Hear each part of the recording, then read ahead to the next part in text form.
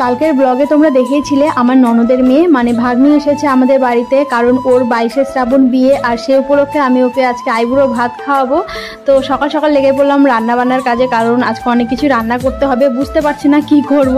তো সবার প্রথমে তো 5 রকম ভাজা করতে হবে, তো সেটাই আমি কুটে বেছে নিচ্ছি। আর হাজব্যান্ড ওইদিকে গেছে হচ্ছে বাজারে। তো করবো হচ্ছে বটবটি ভাজা, পটল ভাজা, আলু ভাজা, পাঁপড় ভাজা আর হচ্ছে ডালের বড়া। এই হয়ে গেল 5 রকম তরকারি মানে ভাজা, তার সঙ্গে ডাল করতে হবে। আর হাজব্যান্ড তো বাজারে গেল হচ্ছে চিকেন আনার জন্য। তো সমস্ত ভাজাগুলো কেটে নিয়ে এই যে দেখো এখন লবণ হলুদ দিয়ে মেখে রেখে দেবো। আর হাজব্যান্ডও বাজার থেকে চলে এসেছে, এনেছে হচ্ছে চিকেন। এখানে 1 কেজি চিকেন আছে, কারণ আমার ভাগ্নির সঙ্গে এসেছে ওর একটা বোন, যেহেতু মানে বিয়ে হবে, একা একা আসতে দেয়নি বাড়ি থেকে। তো এদিকে ভাগ্নিকে লেগে দিয়েছে একটু পেঁয়াজ রসুন ছোলার জন্য। এটা ছুলে দিলে না কাজের অনেকটা হেল্প হয়। আর যেহেতু তোমরা জানোই আমার একটা মেয়ে আছে, ছোট বাচ্চা আছে, তো ওকে সামলিয়ে রান্না বান্না করা কিন্তু অনেকটাই টাফ হয়ে যায়, তবুও আমি করে নিই, অসুবিধা হয় না।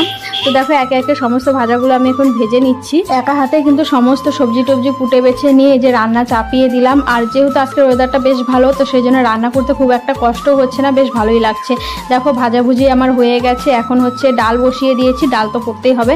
তার সঙ্গে করবো হচ্ছে ডিমের তরকারি, কারণ আমার শ্বশুরমশাই আর শাশুড়িমা ওরা যেহেতু মাংস খায় না, ওদের জন্য করবো জন্য ভাবছি যখন, তো ভাবছি ভাগ্নির জন্যও করে নেবো, কারণ অনেক রকম তরকারি দিয়ে সাজিয়ে গুছিয়ে দিলে দেখতে কিন্তু বেশ ভালো লাগে। অনেক কিছু রান্না করার ইচ্ছে ছিল, কিন্তু মেয়ে খুব বিরক্ত করছিল জন্য বেশি কিছু রান্না করতে পারিনি। তবুও আমার সামর্থ্য মতো যা পেরেছি সবই করেছি। দেখো এদিকে ডিমের কারিটা আমার হয়ে গেছে, চিকেনটাও আমি এখন ভালো করে ধুয়ে নিচ্ছি। তো ডিমের ঝোলটা নামিয়ে নিয়ে তারপর হচ্ছে চিকেনটা করে নিলে আমার হয়ে যাবে। ওইদিকে দই মিষ্টি তো আমি কালকে এনে রেখেছি। দেখো ডিমের ঝোলটা দেখতে কিন্তু খুব সুন্দর হয়েছে, সঙ্গে তো পাঁপড়ও ভেজে নিলাম। পাঁপড় তো লাগেই আমাদের বাড়িতে, জানো, বিশেষ করে মেয়ের জন্য।